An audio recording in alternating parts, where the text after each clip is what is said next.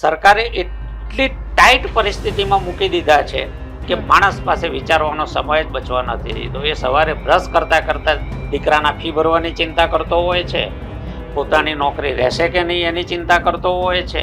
ટૂંકમાં ઉઠતાની સાથે ચિંતા શરૂ થાય છે. એ સૂવે ત્યાં સુધી ચિંતા એનો કેડો મૂકે જ નહીં, એની પાક્કી વ્યવસ્થા સરકારે કરી દીધી છે. ગુજરાતની સરકારમાં મને આ બાબતમાં મિંડા સિવાય કંઈ દેખાતું નથી. ના દ્રષ્ટિ છે, ના સમજણ છે, ના જ્ઞાન છે. અભણોની સરકાર છે. થીગડા મારવા સિવાય કાંઈ આવડતું નથી. રોડના ખાડા પૂરતા આવડે છે, ખાડા પાડતા આવડે છે, ખાડા પૂરતા આવડે છે, અને કંઈ પણ થાય ત્યારે આવા પેકેજોના થીગડા મારતા આવડે છે. એગ્રીકલ્ચર કેમ પ્રોફિટેબલ થાય, લોંગ ટર્મ સોલ્યુશન શું છે, એનો કોઈ રસ્તો એમને ખબર જ નથી. અહીંયા કૃષિ મંત્રીને કૃષિ સાથે લેવા દેવા નથી, ગૃહમંત્રીને કાયદો વ્યવસ્થા સાથે લેવા દેવા નથી, મહેસૂલવાળાને મહેસૂલમાં ખબર પડતી નથી. બધા રમકડા બેઠાડેલા છે, ચાવી ઉપર ચાલે છે અને ચાવી ઉપર ચાલવાના છે. જે દિવસે સમજણપૂર્વકનું મતદાન થશે એ દિવસે અભણો સત્તામાં નહીં હોય, વિઝનરી લોકો સત્તામાં હશે જે ગુજરાતને ઘડી શકશે. નમસ્કાર, હું છું ગોપી ઘાંગર અને આપ જોઈ રહ્યા છો નિર્ભય ન્યૂઝ. આજે વાત કરવાની છે ખેડૂતોને લઈને, કારણ કે ખેડૂતોના માટે રાહત પેકેજ તો આપી દેવામાં આવ્યું છે. આજે સરકાર દ્વારા અનાઉન્સમેન્ટ કરવામાં આવ્યું કે 5 જિલ્લામાં રાહત પેકેજને લઈને સરકાર જે છે એટલે ત્યાંના જે ખેડૂતો છે એ લોકોને હવે રાહત પેકેજ મળવા માટેના જે ફોર્મ ભરાવાના છે તે ભરવાની શરૂઆત પણ કરી દેવામાં આવી છે. અને સાથે સાથે પરેશ ગોસ્વામી એવું કહી રહ્યા છે કે રાહત પેકેજની પાક ધિરાણ જ માફ કરવામાં આવે. હવે આ આખા વિષય ઉપર આપણી સાથે અત્યારે જોડાયા છે સાગર રબારી. આમ તો આમ આદમી પાર્ટીના નેતા છે પણ ખેડૂતો માટે ખૂબ કામ કરે છે, અને ખાસ કરીને જ્યારે મહેસાણાની અંદર મારુતિ વાળું જ્યારે માંડલ બહુચરાજી આખો જે SIR વાળું ખેડૂત આંદોલન થયું હતું તેમાં મેઇન પાયાના કાર્યકર તરીકે પણ હતા અને ઘણા બધા ખેડૂત આંદોલનો કરેલા છે. સાગરભાઈ, નિર્ભય ન્યૂઝમાં આપનું સ્વાગત છે. આભાર.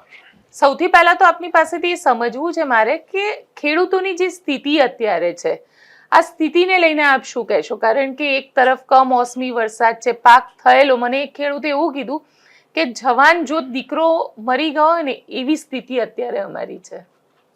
ગોપીબેન, આજે જે સ્થિતિ છે ને એની પાછળ ઘણા બધા પરિબળો જવાબદાર છે, અને આવનારા સમયમાં સ્થિતિ આના કરતાં ખેતીની વધારે ખરાબ થવાની છે. જે રીતે વાતાવરણ બદલાઈ રહ્યું છે, ક્લાઇમેટ ચેન્જ, ગ્લોબલ વોર્મિંગ, એ બધાને કારણે તમે જુઓ છેલ્લા 5 વર્ષમાં વાવાઝોડાની ફ્રીક્વન્સી વધી છે, કમોસમી માવઠાઓની ફ્રીક્વન્સી વધી છે, અને ચોમાસામાં વચ્ચે લાંબો સૂકો ગાળો જાય એ પણ વધ્યું છે. હવે આ પર્યાવરણીય પરિવર્તનોને કારણે છે. એને માટે સરકારની જે તૈયારી જોઈએ એ બિલકુલ દેખાતી નથી. ગુજરાત સરકારનું એ બાબતમાં કોઈ આયોજન નથી, ક્યાંય દેખાતું નથી. બીજું છે કે ખેતીમાં ઉપજ ખર્ચ દિવસે દિવસે વધતો જાય છે, એના ઉપર કોઈ નિયંત્રણ નથી. દવાનો ભાવ કેટલો રાખવો 250 ગ્રામના ડબલાનો એ કંપની નક્કી કરે છે. એ 800 રૂપિયા પણ રાખી શકે, 1200 રૂપિયા પણ રાખી શકે. MRP છાપવા માટેના કોઈ ધારાધોરણો નથી. મજૂરી મોંઘી થઈ રહી છે, ડીઝલ મોંઘું થયું છે, બિયારણો મોંઘા થયા છે. ગુજરાત બીજ વિકાસ નિગમ હતું એ લગભગ મરી ગયું છે, જે ક્યારેક ખેડૂતોને સારા ભરોસાપાત્ર બિયારણો ખૂબ વ્યાજબી દરે આપતું હતું. હવે એ ધીરે ધીરે એને મારી નાખ્યું, એટલે ખેડૂતો પહેલી જ જરૂરિયાત બિયારણ, એના માટે ખાનગી કંપનીઓ ઉપર આશ્રિત થઈ ગયા. બિયારણની સાથે સાથે દવાઓ તરત જોઈએ છે, સિઝનમાં ખાતર મળતા નથી, અછત થાય છે. ખાતર નથી મળતા એ ઈરાદાપૂર્વક નથી મળતા. દુનિયામાં ખાતરની કોઈ અછત નથી. 2 કારણ છે કે જે એગ્રીમેન્ટ ઓન એગ્રીકલ્ચર કર્યું છે ગેટ કરારની અંતર્ગત, એમાં ધીરે ધીરે સબસિડીમાંથી નીકળી જવાની શરત છે. હવે સબસિડીમાંથી સીધી જો સરકાર નીકળી જાય તો બહુ મોટો રાજકીય ઉથલપાથલ ઉહાપોહ થઈ જાય. એટલે અછત કરો એટલે એટલી સબસિડીનો ખર્ચ ઘટશે, જોડે નેનો યુરિયા પરાણે આપો જેમાં કોઈ સબસિડી આપવી પડતી નથી, એટલે દર વર્ષ સિઝનમાં છે ને અછત વધતી જાય છે. એવું નથી કે ઉત્પાદન અને આયાત ન કરી શકાય, પણ ઈરાદાપૂર્વક જે આ થઈ રહ્યું છે એને કારણે અને પર્યાવરણીય અસરોને કારણે દિવસે દિવસે ખેતીની સ્થિતિ હજી વધારે વિકટ થવાની છે. એક સાયન્ટિફિક સ્ટડી હતો કે પર્યાવરણીય અસરોને કારણે ભારતના ખેડૂતોને વાર્ષિક 25,000 કરોડનું નુકસાન થવાનું છે, એ અંદાજ હતો. હવે એ અંદાજ અનેક ગણો વધી ગયો છે, કારણ કે એની ઝડપ પણ વધી ગઈ છે અસરોની. દુનિયાના જે 10 હાઈ રિસ્ક ઝોન છે એન્વાયરમેન્ટલી, એમાં ગુજરાત 9મા નંબરે છે અને એમાં પણ સૌરાષ્ટ્ર છે. એટલે સરકારે તૈયારી કરવી પડશે, નહીતર ગુજરાતની ખેતી અને ખેડૂતને બચાવવા બહુ જ અઘરા છે આવનારા દિવસોમાં. તમે કહી રહ્યા છો કે ખેડૂતોને બચાવવા અઘરા છે, પણ જે સ્થિતિ હાલની અંદર ઉદ્ભવી છે અને એમાં પણ કમોસમી વરસાદ આવવો અને જે રીતે આખો પાક ખેડૂતોનો ખરાબ થઈ ગયો, ખેડૂતોની સાથે કડદો કરવામાં આવે છે, એટલે એવા વિડીયો પણ હવે તો સોશિયલ મીડિયામાં વાયરલ થવા લાગ્યા. કારણ કે જ્યાં સુધી બોટાદ કડદાકાંડનું નામ નહોતું આવ્યું ત્યાં સુધી લોકોને, ખેડૂતોને ખબર હતી પણ સામાન્ય જનતાને ખબર નહોતી કે કડદો શું હોય અને કેવી રીતે કડદો કરવામાં આવે છે. આ બધી જે વસ્તુ હવે લોકો સુધી પહોંચી છે, આ કેટલી જરૂરી છે ખેડૂતો માટે? જો બદલાતી જે સ્થિતિ છે ને, એમાં પાક વીમા યોજના અનિવાર્ય છે. અત્યારે કોઈ સુરક્ષા નથી. બધામાં ઇન્સ્યોરન્સ મળે છે, ખેતીમાં નથી.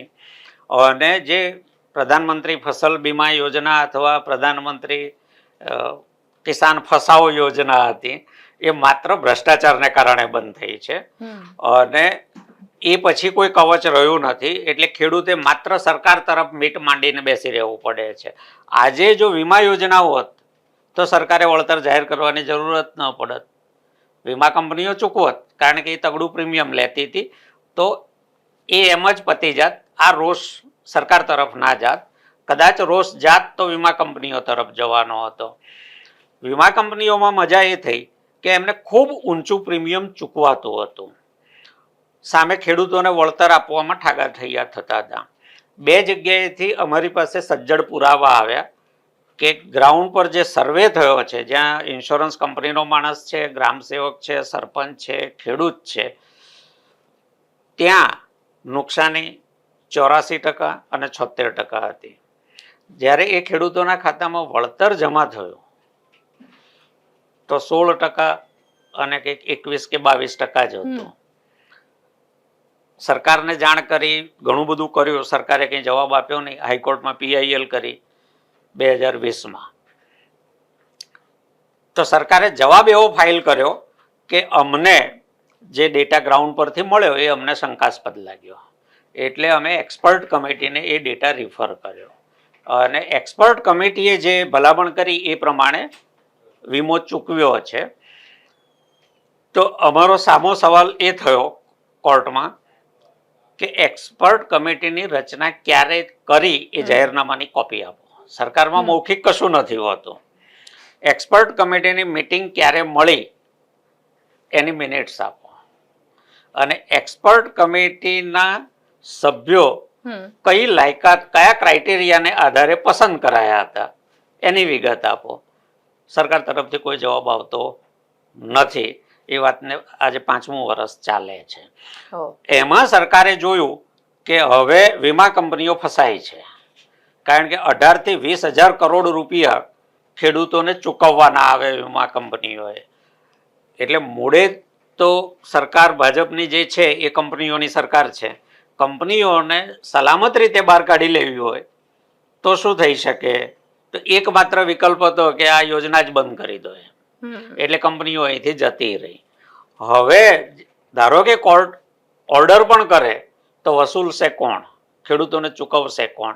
એટલે ભાજપના ભ્રષ્ટાચારનો ભોગ ગુજરાતના ખેડૂતો બન્યા છે અને દિવસે દિવસે આ રીતે વધારે ને વધારે ભ્રષ્ટાચારનો ભોગ બનતા જાય છે. તમે કડદાની વાત કરી, એક જ પ્રકારનો કડદો થાય છે એવું નથી, ખાલી ભાવમાં કડદો થાય છે એવું નથી. કડદાના ઘણા પ્રકાર છે. ગુજરાતની એપીએમસીઓમાં જે અનિવાર્ય છે એવી કોઈ સુવિધાઓ, કોઈક અપવાદરૂપ એપીએમસીઓ છે કે જે આ સુવિધાઓ આપે છે. બાકી ખેડૂત ત્યાં હોશિયાળો જ હોય છે, એના માટે કોઈ સુવિધા નથી. એની જે શેષની આવક થાય છે એ કરોડોમાં હોય છે. શેષની મોટી ચોરી એપીએમસીઓમાં થાય છે અને એમાં ચૂંટાયેલી પાંખ વેપારીઓની સાથે મળેલી હોય છે. એપીએમસીનો ઉપયોગ ભાજપના નેતાઓ પોતાની રાજકીય કારકિર્દી ઘડવા માટે સ્ટેપિંગ સ્ટોન તરીકે, પગથિયા તરીકે કરે છે. એટલે એપીએમસીના શેષની આવક, લાયસન્સો આપવાની આવક, દલાલનું લાયસન્સ આપવું, વેપારી તરીકેની માન્યતા આપવી, અનેક પ્રકારના કડદા ત્યાં થાય છે અને એ કડદાઓ થકી એ પોતાની રાજકીય કારકિર્દીઓ ઘડે છે અને એ ખરેખર વાપરવાના હોય છે ખેડૂતો માટે. શેષની આવક ખેડૂતોના કલ્યાણ માટે વાપરવાની હોય છે, જે ભાજપના મળતિયા નેતાઓના કલ્યાણ માટે વપરાય છે. તો આ પણ એક પ્રકારનો કડદો જ છે, જે સીધી નજરે દેખાતો નથી પણ પ્રત્યક્ષ થાય છે.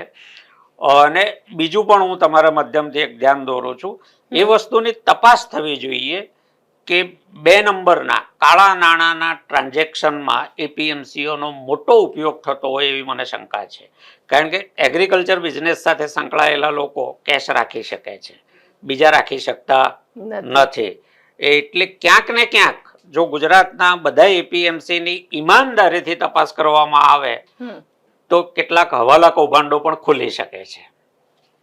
તમે કહી રહ્યા છો કે હવાલા કૌભાંડો પણ ખુલી શકે છે, પણ એ કઈ રીતે, તમને કઈ રીતે એવું લાગે છે કે કયો વહીવટ થતો હશે, કેવી રીતે આખો કેશનો વહીવટ થતો હશે ત્યાં?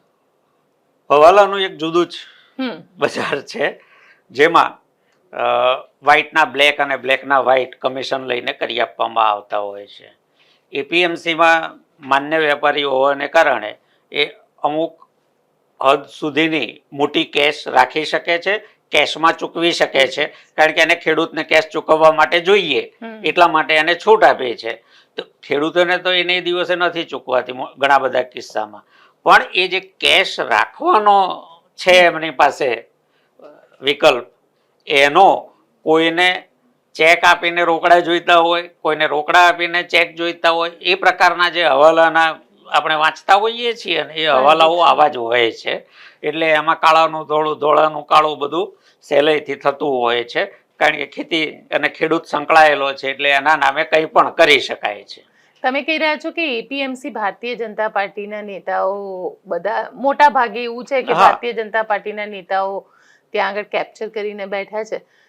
તમને લાગે છે કે માની લઈએ કે એપીએમસી જે છે, કારણ કે ઘણી બધી વખતે ખેડૂતોની સૌથી મોટી બૂમો હોય છે કે અમારી જે પાક છે એની એમએસપી નથી અમને મળતી, એટલે એક આખું યુનમસ એક નેટવર્ક ચલાવવામાં આવે છે અલગ અલગ એપીએમસી દ્વારા અને ખેડૂતોનું ક્યાંક શોષણ થઈ રહ્યું છે. બિલકુલ થાય છે. થોડોક વખત પહેલા તો એવું હતું કે તમે એપીએમસીની બહાર સોદો કરો તો પણ એપીએમસીનો ઇન્સ્પેક્ટર બાઇક લઈને ફર્યા કરતો હોય. તમે ખેતરેથી કોઈ સીધું ખરીદી કરે તો પણ એ શેષ વસૂલે, કારણ કે એ જાણે કે એનું રજવાડું એપીએમસીનું. એપીએમસીનો ગેરફાયદો જે છે એના ફાયદા છે, ફાયદા માટે શરૂ થઈ હતી, સાથે એનો જે ગેરફાયદો છે અથવા કાળી બાજુ છે એ છે કે આખા તાલુકાના ખેડૂતોને તમે એક એપીએમસીના 100-150 વેપારીના હવાલે કરી દો છો. હવે ધારો કે એક એપીએમસીમાં 150 માન્ય વેપારીઓ છે, તો બધા બધું નથી ખરીદતા. 20-25 વેપારીઓ હોય કે જે કપાસ ખરીદતા હોય, 15-20 વેપારી હોય જે મગફળી ખરીદતા હોય, એમ જુદી જુદી ઉપજો જુદા જુદા વેપારીઓ ખરીદતા હોય છે. હવે આખા તાલુકાના ખેડૂતો જ્યાં વેચવા માટે ભેગા થાય છે ત્યાં ખરીદનારા 12 જણ જ છે કે 15 જણ જ છે. બાકીના વેપારીઓ એ જણસમાં રસ લેતા નથી. હવે એ 15 જણ નક્કી કરે છે કે આજે શું ભાવ પાડવો છે. એને બજારના માંગ અને પુરવઠાના નિયમ સાથે કોઈ નિસ્બત નથી. બહાર કેટલા ટ્રેક્ટરની લાઈન ઊભી છે એ એપીએમસીમાં દાખલ થતા એ ગણીને જ આવે છે કે આજે આટલા ટ્રેક્ટર ઊભા છે એટલે અહીંથી શરૂ અને અહીંયા પૂરું બધાને આટલો માલ મળી જશે. હવે 15 વેપારીની જરૂરિયાત જેટલા કરતા વધારે ટ્રેક્ટર જ્યારે બહાર ઊભા હોય તો ત્યાં એને કહેવાય છે રિંગ કરી દીધી. એપીએમસીના વેપારીઓ સવારે પહેલી ચા સાથે પીવે, પછી હરાજી શરૂ થાય. એમ કે અમારો રિવાજ છે. એ રિવાજ નથી, એ કડદો કરવા માટેની ગોઠવણ છે કે ત્યાં ચા પીતા પીતા નક્કી થઈ જાય છે કે આટલા ટ્રેક્ટર છે, આટલેથી શરૂ કરીને આટલે પૂરું કરી દેવાનું. એટલે એક વેપારી બોલે, બીજો બોલે, ત્રીજો બોલે ને ફાઇનલ કિંમત થઈ ગઈ. એને કોઈ અર્થશાસ્ત્ર સાથે કોઈ નિસ્બત નથી. તમે કહી રહ્યા છો કે ખેડૂતોને પણ ક્યાંક આજે અંદરના દલાલોને જે વેપારીઓ છે એ લોકો લૂંટી રહ્યા છે, પણ અત્યારે સ્થિતિ રાહત પેકેજની વાત કરી લઈએ, કારણ કે રાહત પેકેજ સરકારે 10,000 કરોડનું રાહત પેકેજ આપ્યું. પરેશ ગોસ્વામી કહી રહ્યા છે પાક ધિરાણ માફ કરવામાં આવે. તમને શું લાગે છે આ બંનેમાંથી સારું અને ખેડૂતો માટે કયું સારું? જો 10,000 કરોડનું જે રાહત પેકેજ છે, તમે કહો તો હું અહીંયા લખીને આપીને નીચે સહી કરીને આપતો જાઉં. 10,000 કરોડ નહીં ચૂકવાય, એ માત્ર જાહેરાત છે. કેમ એવું લાગે છે તમને? ભૂતકાળનો બધો અનુભવ જોઈ લો, જેટલા પેકેજ જાહેર થયા ક્યારેય પૂરી અમાઉન્ટ નથી ચૂકવાય, અને આમાં પણ નહીં ચૂકવાય.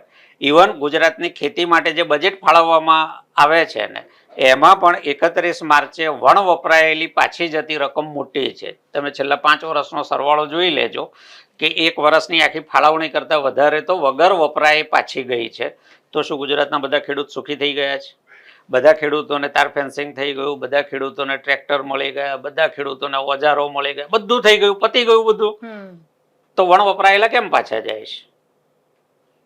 કાં તો મિનિસ્ટ્રી સક્ષમ નથી, યોગ્ય માણસ તમે ત્યાં મૂક્યા નથી, અને તમારી જે બ્યુરોક્રસી છે એ પણ તમે ગમે તેવી લાયકાત વગરની પકડીને બેસાડી છે કે તમે ઘડેલી યોજનાનું ઇમ્પ્લિમેન્ટેશન નથી કરી શકતા, માટે બજેટ વપરાયા વગર પાછું જાય છે. એટલે સરકારમાં ના દાનત છે, ના ઈચ્છા શક્તિ છે, ના ઈમાનદારી છે.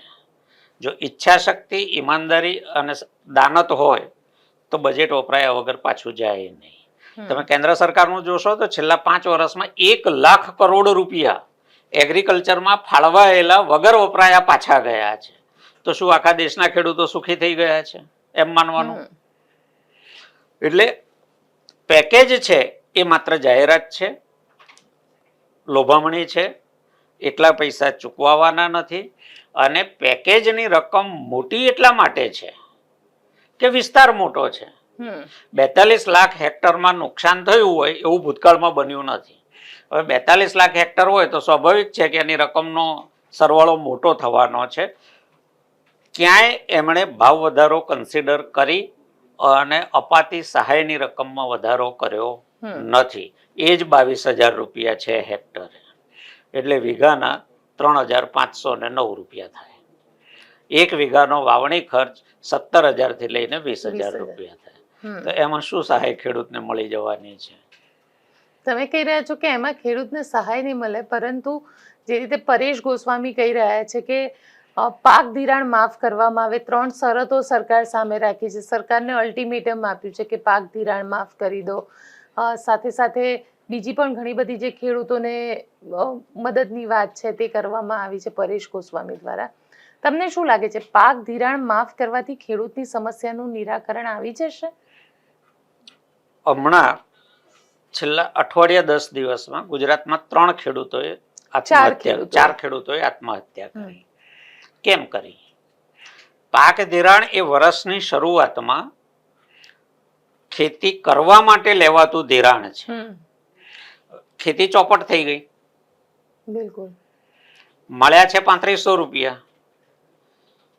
તો પેલા લાખ રૂપિયા કે 1.5 લાખ રૂપિયા કે જમીન પ્રમાણે 3 લાખ રૂપિયા કેવી રીતે પાછા ભરવાના? તમે આપશો તો મેક્સિમમ કોઈને આપશે તો 44,000 રૂપિયા. હવે 3 લાખનું ધિરાણ ભરવાનું છે, 44,000 રૂપિયા હાથમાં આવ્યા છે, બાકીના પૈસા ક્યાંથી લાવવાના? એ જે મૂંઝવણ છે ને એ આત્મહત્યા તરફ ખેડૂતને દોરી જાય છે. જો સરકાર માત્ર કડદાબાજ જ છે એવું નથી, એ ચોર પણ છે. શું ચોરે છે? તો ડેટા ચોરે છે.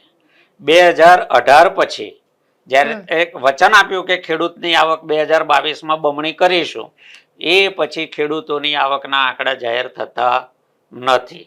હવે તમને કેવી રીતે ખબર પડે કે તમે પ્લસમાં ગયા છો કે માઇનસમાં ગયા છો? એટલે ડેટા ચોર છે. બીજું, ખેડૂતોના ખેતમજૂરોના આત્મહત્યાના અલગ અલગ આંકડા આવતા હતા, એ બંધ કરી દીધા છે. એટલે શું ખેડૂતોની આત્મહત્યા બંધ થઈ ગઈ, ખેતમજૂરોની આત્મહત્યા બંધ થઈ ગઈ? ના, ડેટા ચોરે છે. તાજો દાખલો મોટો સમજાય એવો જોવો હોય તો નર્મદામાં માનવ સર્જિત પૂર આવ્યું, જન્મદિવસની ઉજવણી કરવાની તૈયારીના ભાગરૂપે ભેગું કર્યું પાણીને, અચાનક છોડી દેવું પડ્યું, મોટી હોનારત થઈ. હું રોજે વેબસાઇટ પર ડેમની સપાટી, લાઈવ સ્ટોક, ડેડ સ્ટોક જોતો હતો. એમણે લગભગ 12 દિવસ સુધી રોજ સવારે 8 વાગે નિયમિત રૂપે વર્ષોથી મુકાતા આંકડા એમણે 10-12 દિવસ સુધી મૂક્યા જ નહીં. તમે સાબિત કેવી રીતે કરો કે આ માનવ સર્જિત છે? એટલે સરકાર ડેટા ચોર છે, અને ડેટા ચોરવાથી પરિસ્થિતિ બદલાતી નથી, કારણ કે લોકો નજરે જુએ છે. પણ પાક ધિરાણ આપવું કે પછી પાક ધિરાણ કરતા રાહત પેકેજ વધારે સારી? નહીં, પાક ધિરાણ તો તમારે આપવું પડશે. એટલે પાક ધિરાણ માફ કરવા માટે છે ને અત્યારે લગભગ 1 લાખ કરોડ રૂપિયા, 1,44,000 કરોડ કુલ દેવું છે છેલ્લા આંકડા પ્રમાણે સરકારના. અને એ સરકારી અને સહકારી છે. જે લોકોએ ખાનગી ધિરાણ લીધા છે એનો એમાં સમાવેશ થતો નથી. 1,44,000 કરોડ છે એમાં લાંબા ગાળાનું, એટલે કે કોઈએ ટ્રેક્ટર માટે લીધું છે, ટ્યુબવેલ બનાવવા લીધું છે, એ પ્રકારના ધિરાણ, અને પાક ધિરાણ. પાક ધિરાણ 1 લાખ કરોડની આજુબાજુ છે, બીજું લાંબા ગાળાનું ધિરાણ છે. તો ધિરાણ એટલે કોને માફ કરવાનું કે છે પરેશભાઈ? અત્યાર સુધી જે કોઈએ દેવું માફ કર્યું છે, એટલે જે લોકો ફર્સ્ટ ટાઈમર્સ છે, જે લોકોએ પાક ધિરાણ લીધેલું છે, એટલે પહેલા પાક માટેનું જે ધિરાણ છે, તો પછી પેલા લોકોનો શું વાંક છે? એમનો પણ તો પાક નિષ્ફળ ગયો છે. અને એમાં તો હું તમને બીજું એક ઉદાહરણ આપું. ઉત્તર ગુજરાતની વાત કરીએ તો ત્યાં પાણી ખૂબ નીચા છે, એટલે ટ્યુબવેલ કરવા પડે છે. 1300, 1400, 1500 ફૂટ સુધીના ટ્યુબવેલ છે. હવે માની લો કે મેં 1300 ફૂટનો ટ્યુબવેલ કર્યો, લોન લઈને કર્યો છે, મારા ખેતરમાં એની બોજાની નોંધ પડેલી છે. બીજા કોઈ કે 1400 ફૂટનો કર્યો, એટલે 2 વર્ષે મારો ટ્યુબવેલ ફેલ થઈ જશે, એટલે મારે નવો ટ્યુબવેલ કરવો પડશે.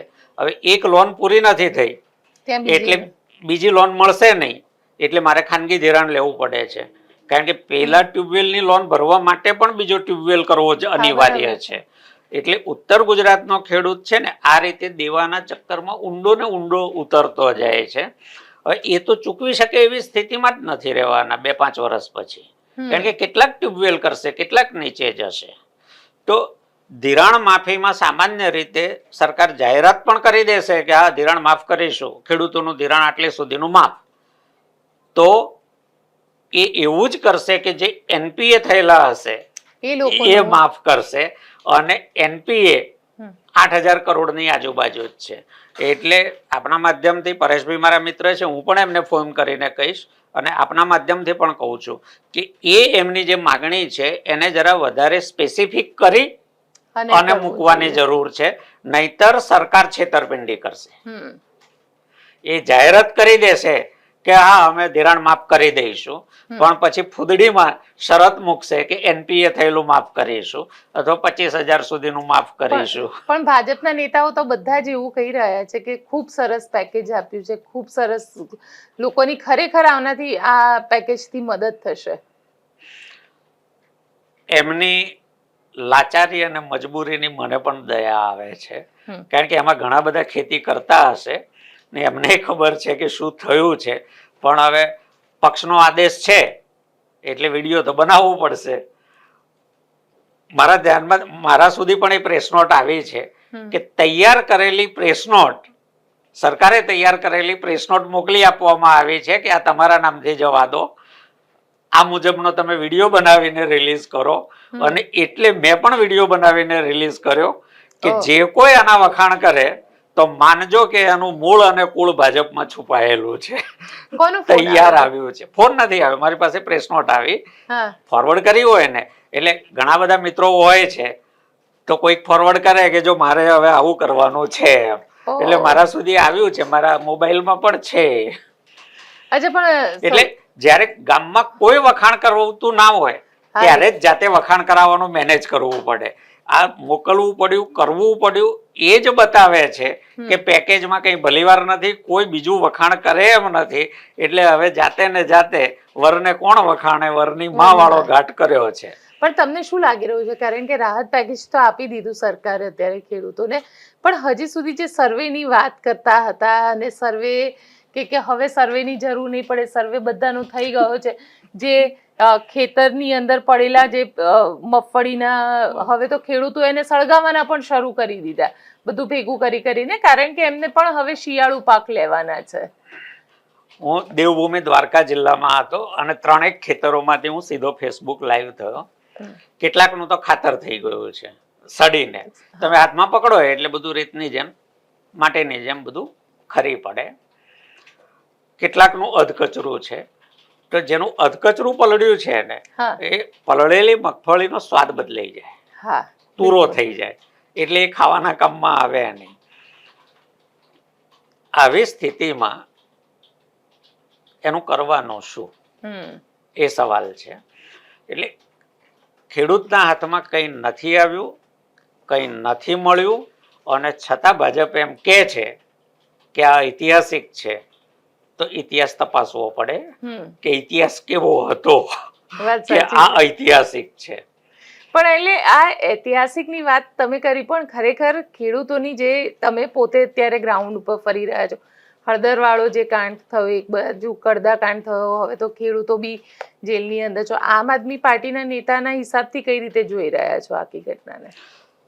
જો આ આખી વસ્તુને ધારો કે મારે હેન્ડલ કરવાની હોય, ઉદાહરણ તરીકે, તો જુદી રીતે હેન્ડલ થઈ શકે અને બહુ સારી રીતે આને હેન્ડલ થઈ શકે.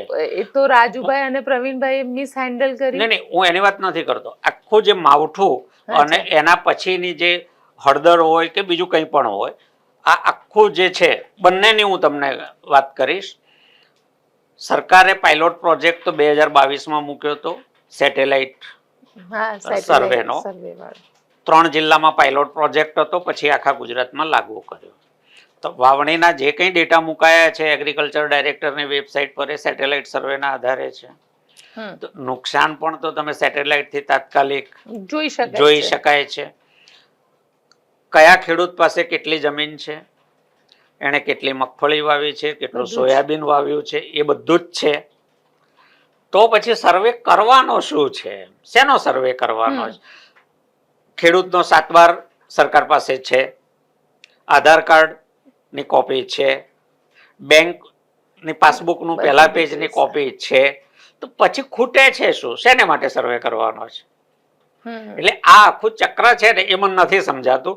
આ અંગ્રેજીમાં જેને ટાઈમ બાઇંગ કહે ને, એ પ્રકારનો સમય ખેંચી રહ્યા છે. ધીરે ધીરે ઘા રૂજાઈ જશે એટલે ઉહાપો સમી જશે એવું માનીને કદાચ સરકાર કામ કરે છે.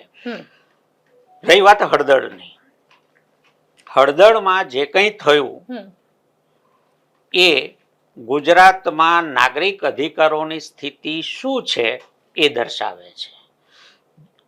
આઝાદી પહેલા અને અત્યારમાં ફરક શું હોવો જોઈએ?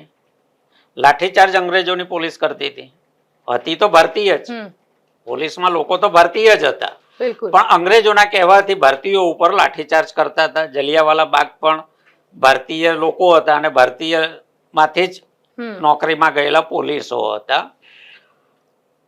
તો પછી આઝાદી શું આવી? જો પોલીસ કે એ પ્રમાણે જ તમારે વર્તવાનો છે તો આઝાદી શું છે? આઝાદી પેલા કરતા કંઈક તો જુદી હોય ને. એટલે તમને એવું લાગે છે કે અત્યારે ખેડૂતો સાથે જે થયું એ બિલકુલ ન થવું જોઈએ આઝાદ ભારતમાં? આ પ્રકારે આઝાદ ભારતમાં, ગુજરાતમાં નહીં, ક્યાંય ન થવું જોઈએ. અને હું બહુ બાળપણથી, એટલે 16-17 વર્ષની ઉંમરથી જાહેર જીવનમાં છું. અનેક દેખાવો, રેલીઓ, સભાઓ એ વખતે પણ કરતા હતા અને હું પણ નાનો હતો એમાં જોડાતો હતો. ક્યારે પોલીસને જાણ કરવા સુદ્ધાની નહોતી આવતી. રેલી કરવી છે, જાહેર કરો, લોકો આવશે, રેલી કરી લો, પોલીસને ખબર પડશે તો 1 કે 2 પોલીસવાળા આવશે ને જોડે જોડે ચાલશે. એમ કરતા કરતા 2001 પછી પરિસ્થિતિમાં એકદમ ઝડપથી પરિવર્તન આવ્યું. તમારે પોલીસને એમ કે તમે અમને જાણ કરો કંઈક થાય તો અમારી જવાબદારી થાય. જો ગુલામી ધીરે ધીરે સ્ટેપ બાય સ્ટેપ આવતી હોય છે. તમે જાણ કરો એટલે એમ કે કંઈ થાય નહીં, અમે ધ્યાન રાખીએ એમ કરીને એમણે મંજૂરીની અરજીઓ લેવાનું શરૂ કર્યું. પછી એમ કે આમ છે એટલે હમણાં રહેવા દો, મંજૂરી નહીં અપાય. ફલાણા નેતાનો કાર્યક્રમ છે, ઢીકણો તહેવાર છે, આમ છે એટલે ધીરે ધીરે ના પાડવાની શરૂ કરી. પછી ડિટેન્શન શરૂ કર્યું, પ્રાયર ડિટેન્શન. પછી ખોટા કેસો કરવાનું શરૂ કર્યું. પછી લાઠીચાર્જ, હળદરમાં પહેલો લાઠીચાર્જ નથી થયો. સાણંદના ખેડૂતો માત્ર સિંચાઈનું પાણી માંગવા જ નીકળ્યા હતા અને સાણંદમાં ભયંકર લાઠીચાર્જ થયો હતો. તળાજામાં ઊંચા કોટડા, નીચા કોટડા એ બધા ગામોના ખેડૂતો LNTની સામે આંદોલન કરતા હતા, માઇનિંગની સામે. એમના ઉપર પણ લાઠીચાર્જ થયો હતો. એમને પણ પોલીસ સ્ટેશનમાં મારવામાં આવ્યો હતો. આ ઘટનામાં પણ ત્યાં પણ લાઠીચાર્જ થયો છે ને પોલીસ સ્ટેશનમાં પણ મારવામાં આવ્યા છે. એની કોર્ટમાં ફરિયાદ પણ થઈ છે. અને વિડીયોમાં સાફ જોઈ શકાય છે કે લોકોના ઘરના બારણા તોડીને કાઢીને મારીને પોલીસ સ્ટેશન લાવ્યા છે. એટલે જે લોકો જેલમાં છે એ બધા ગુનેગાર છે એવું નથી. જે હાથે ચડ્યો એને પકડી લાવ્યા છે. હું ગઈકાલે જ એક ઘટનાનો સાક્ષી બનીને આવ્યો કે એ ભાઈનું ગામ છે જેતપુર પાસે છે. અહીંયા એમનું સાસરું છે. સાસરે મળવા આવેલા હતા. આવજો જજો ચાલતું હતું એટલે એ બહાર હતા અને બાકીનો પરિવાર અંદર હતો. આવજો જજો ચાલતું હતું ત્યાં અફરાતફરી થઈ. પોલીસ એમને બાદ ભીડીને ઉચકીને લઈને જતી રહી છે. હવે એ માણસ તો એના સાસરે આવેલો હતો.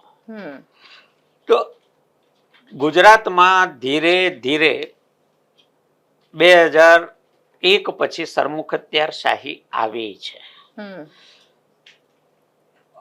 આપણને જે આઝાદી મળી છે, બોલવાનો અધિકાર આપ્યો છે, તો એ કંઈ એમનેમ નથી આવ્યો. ના તો દાનમાં મળ્યો છે ના ભીખમાં મળ્યો છે. એને માટે અનેક ભગતસિંહો ફાંસીએ ચડ્યા છે. બિલકુલ. અનેક લોકોએ આંદામાન નિકોબારમાં જિંદગી કાળકોટડીમાં વિતાવી છે. લાખો ખેડૂતો, પશુપાલકો, સામાન્ય માણસો સડકો પર ઉતર્યા છે. કોઈ 2 મહિના, કોઈ 2 વર્ષ, કોઈ 5 વર્ષ જેલમાં રહ્યા છે, લાઠીઓ ખાધી છે. ત્યારે તો તમને બોલવાનો અને શિસ્તમાં પણ સ્વતંત્ર રીતે વર્તવાનો અધિકાર મળ્યો હતો. એ ધીરે ધીરે પાછો ગુલામીમાં જતો રહ્યો છે. અત્યારે કોઈ ફરક નથી આઝાદી પહેલામાં અને આઝાદી પછીમાં.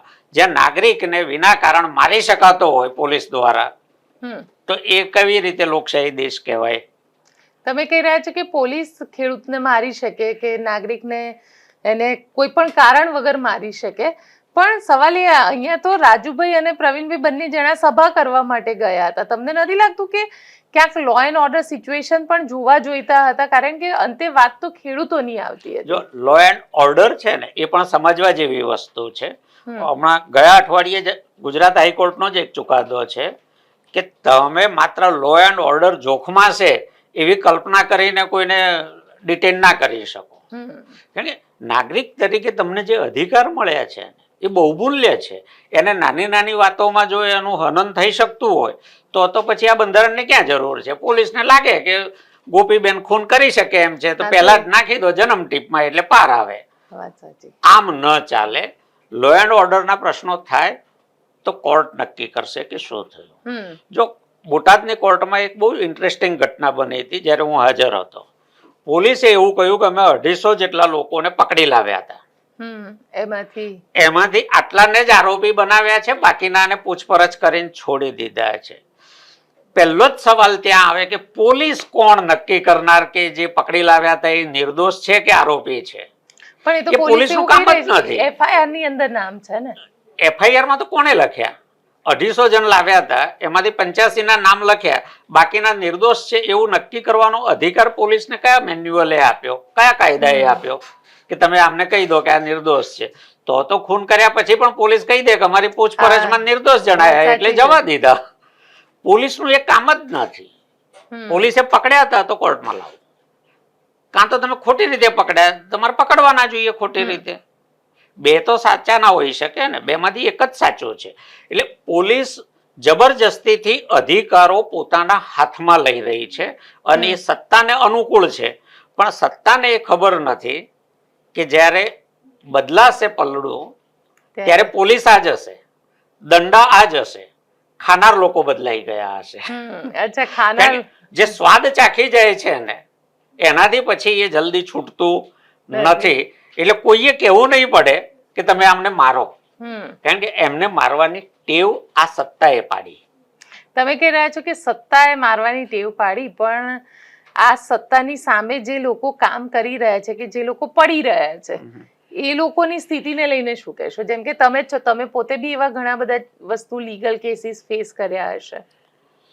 મેં લીગલ કેસ પણ ફેસ કર્યા છે, સર્વેલન્સમાં પણ રહ્યો છું, અને મારી હાઈકોર્ટમાં એક પિટિશન પણ છે કે પોલીસ ઓન એફિડેવિટ કે મારો મોબાઈલ સર્વેલન્સમાં નથી. આજ સુધી જવાબ ફાઇલ નથી થયો. એટલે આ બહુ મોટી વાત કહેવાય. આવું સત્તાની સામે પડવું એટલે તમારે તમામ પ્રકારની તૈયારીઓ જોઈએ. મારા કેસની વાત કરું તો એવું નથી કે હું તો અજાણતા આવ્યો હતો અને ફસાઈ ગયો. હું બહુ સમજણ સાથે આવ્યો હતો, એટલે મને ખબર હતી કે આ બધું થવાનું છે. એટલે મેં ક્યારેય કોઈ ધંધો નથી કર્યો. મારા જીવનમાં એ નક્કી હતું કે હું કોઈ નોકરી નહીં કરું, પણ મેં ધંધો સમજણપૂર્વક નથી કર્યો કે જો ધંધો કરીશ તો સત્તાને મારું નાક દબાવવાનો રસ્તો મળશે. બિલકુલ. એટલે અત્યારે એવું કંઈ નથી કે જે લૂંટાઈ જાય, એટલે ગુમાવાનું કંઈ છે નહીં, એટલે ડરવાનું નથી. એટલે જે લોકોએ ફાસીવાદની સામે સંઘર્ષ કરવો હોય એમણે આ તૈયારી સાથે જ આવવું પડે. આ આઝાદીનું આંદોલન કન્ટિન્યુ છે એમ જ માનવાનું છે, કારણ કે એ વખતે પણ એવા જ લોકો લડ્યા હતા જેમને ગુમાવવાનું કંઈ નહોતું. વલ્લભભાઈએ પ્રેક્ટિસ છોડી દીધી હતી, જવાહરલાલે ધંધો છોડી દીધો હતો, ગાંધીજીએ પ્રેક્ટિસ છોડી દીધી હતી.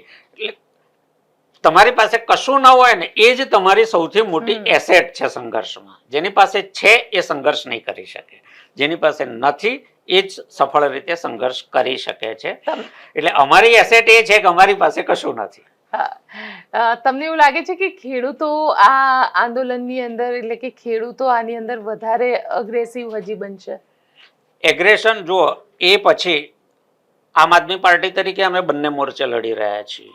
એક તો એક કાનૂની પ્રક્રિયા શરૂ થઈ છે, તો એને લોજિકલ એન્ડ સુધી જાય ત્યાં સુધી એ સંઘર્ષ ચાલુ રહેવાનો છે, જે લીગલ બેટલ છે, અને અમે સારામાં સારી રીતે કરી રહ્યા છીએ.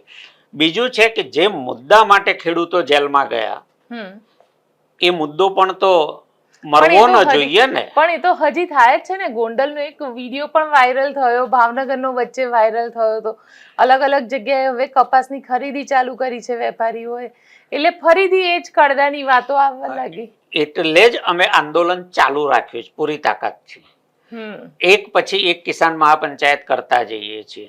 સુદામડામાં કરી, પછી સાંતલપુરમાં કરી, જામખંભાળિયામાં થઈ, આજે ગીર સોમનાથમાં છે, એના પછી તરત 16મી તારીખે ઉત્તર ગુજરાતમાં છે, પછી વ્યારામાં છે.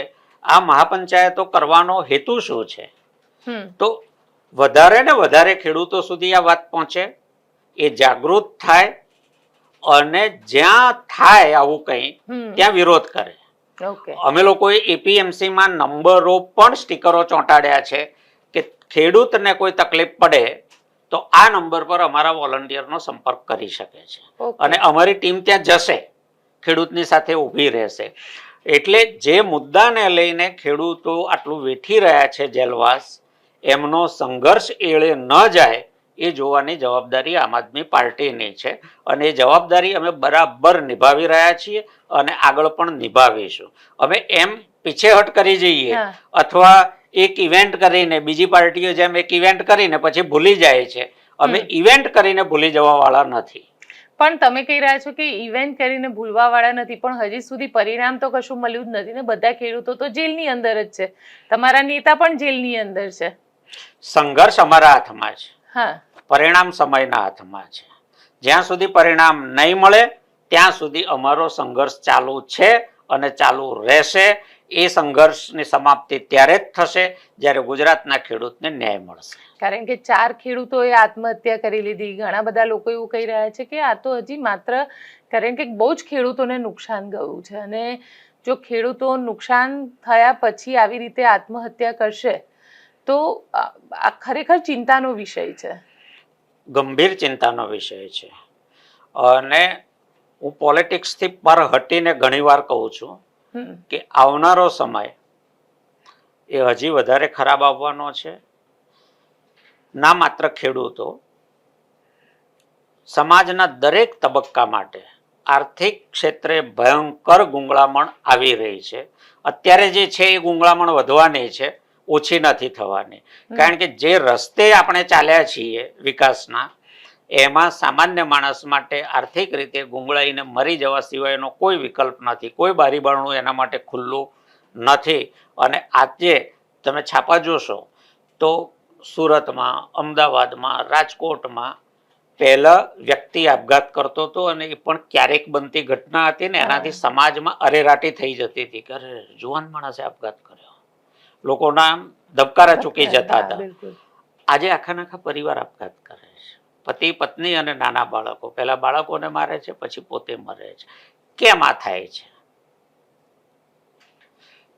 નોટબંધી અને જીએસટી અધકચરી રીતે લાગુ થયા ને પહેલા પણ પકડેલો વિકાસનો રસ્તો ખોટો હતો. હું 1991 થી કહું છું, એવું નથી કે ભાજપને કહું છું. 1991 થી કહું છું કે આ રસ્તો ખોટો છે. તમે ખોટા રસ્તે ચાલતા હતા, એમાંય પાછા ખાડા પાડ્યા છે નોટબંધી અને જીએસટી ના. લોકોને શરૂઆતમાં આશા હતી કે ઠીક છે, આ થયું, 3 મહિનામાં ધંધો પાટે ચડી જશે. 3 મહિના થયા તેમ કે આવનારા 2-3 મહિનામાં પાટે ચડી જશે. લોકો દેવું કરીને જીવતા રહ્યા છે. હવે દેવાનો ડુંગર એટલો મોટો થઈ જાય છે કે એમાંથી નીકળવાનો કોઈ રસ્તો દેખાતો નથી. કુટુંબ વિભાજિત થઈ ગયા છે, એટલે બાળકોની ચિંતા સતાવે છે. બાળકોનું ભવિષ્ય શું, કોણ જોશે, એટલે ચાલો આપણે મરી જઈએ, બાળકોને મારી નાખીએ.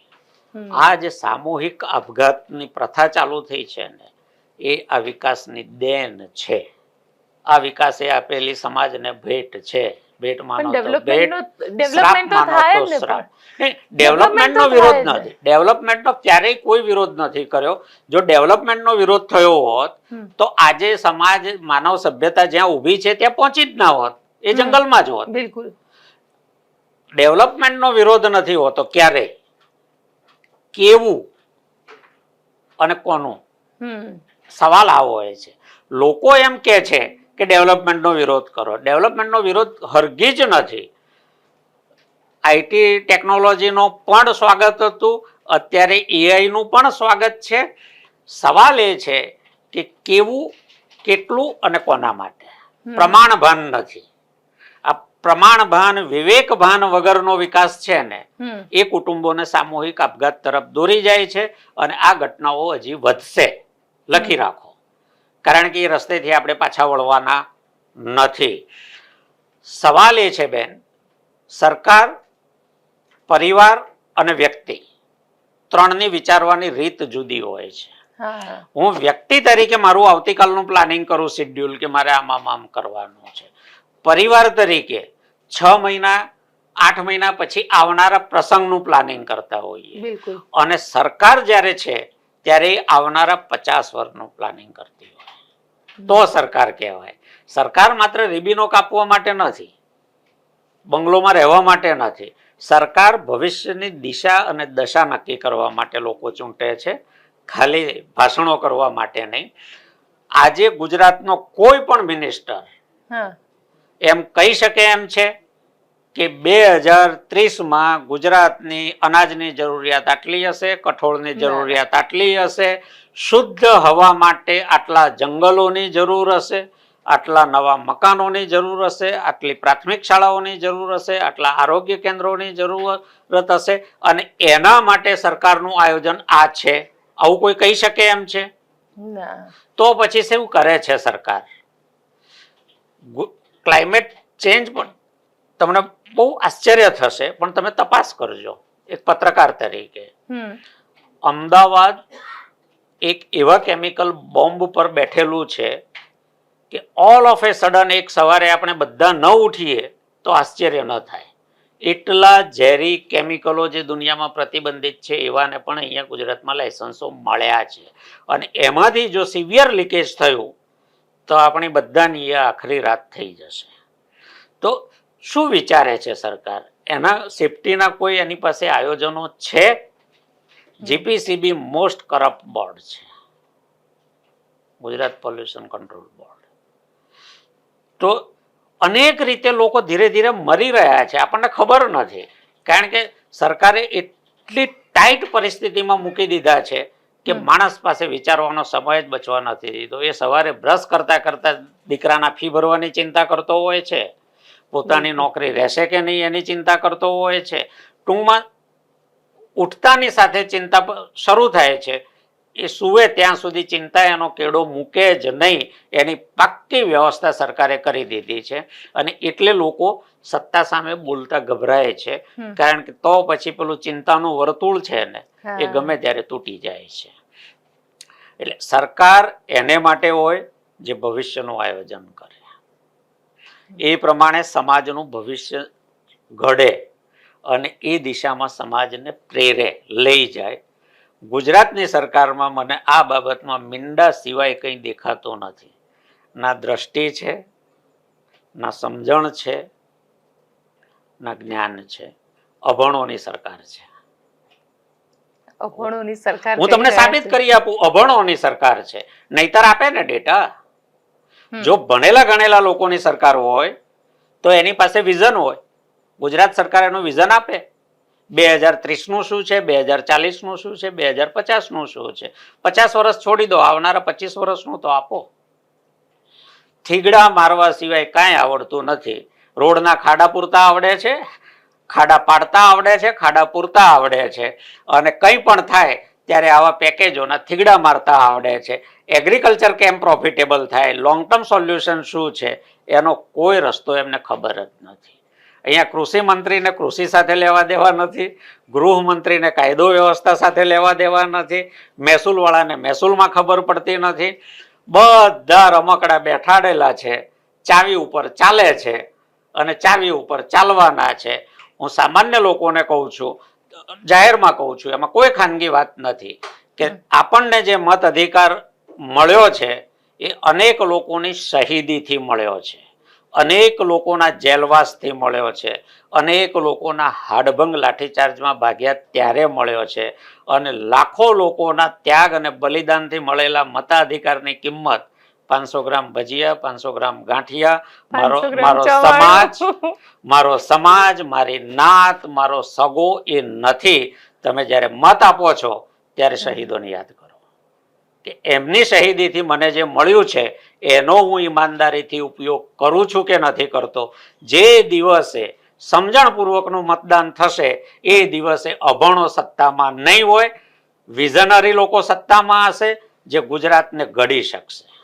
ચલો આશા રાખીએ કે વિઝનરી લોકો સત્તામાં આવે અને ક્યાંક જે વિઝનની વાત તમે કરી રહ્યા છો એ પ્રકારનું એક ગુજરાત બને કે જ્યાં ખેડૂતને ખરેખર જે નુકસાન થઈ રહ્યું છે એમાંથી ખેડૂત ઉપર આવે અને ખેડૂતને ફાયદો થાય, એમને એમએસપી મળતી થાય, એમના પાકના ક્યાંક જે રીતની પરિસ્થિતિ ઉદ્ભવી છે, કારણ કે ક્લાઇમેટ ચેન્જ ઉપર પણ સાગરભાઈએ એટલી જ વાત કરી, અને ક્લાઇમેટ ચેન્જ પણ આવનારા દિવસોમાં એટલી જ એક મહત્વની ભૂમિકા અદા કરતું હશે. તો જોઈએ સરકાર હવે પોતાનું વિઝન કઈ તરફ લઈ જાય છે. આપ શું માનો છો મને કોમેન્ટ બોક્સમાં ચોક્કસથી લખીને જણાવજો, અને અમારી ચેનલ નિર્ભય ન્યૂઝને લાઇક, શેર અને સબસ્ક્રાઇબ કરવાનું ભૂલશો નહીં. આભાર.